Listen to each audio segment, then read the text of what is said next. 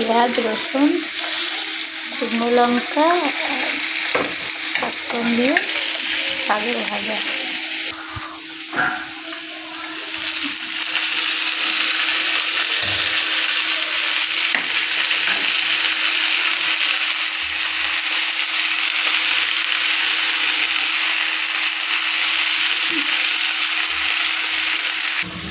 দেখো বন্ধুরা, মাছ ভাজা হয়ে গেছে। এবার মাছের ঝালটা বানিয়ে নেবো।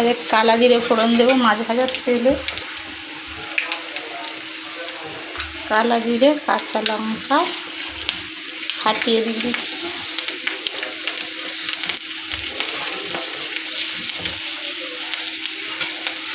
ফাটিয়ে দিয়ে দিলাম একটু।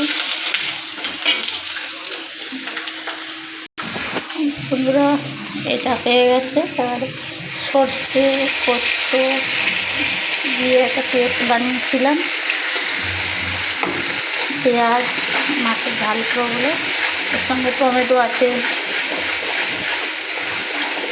তো মশলাটা রেডি হয়ে গেলে দেখো বন্ধুরা, শাকটাও ভাজা হয়ে গেছে। আমার বাগানের কলমি শাক, ছাদ বাগানের ভাজা হয়ে গেছে। আর এই দেখুন, কম তেলে রান্না যেহেতু আমার, এই দেখো আস্তে আস্তে ধারে থেকে মশলার সাইড থেকে তেলটা ছেড়ে দিল।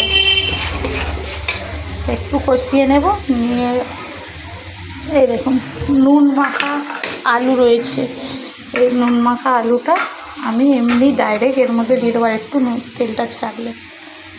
দেখুন বন্ধুরা, পাশে গরম জল, এই দেখো গ্যাস রয়েছে, গরম জলটা এতে দিয়ে দেবো। আলুগুলো ডাইরেক্ট এতে দিয়ে দিলাম মশলাতে।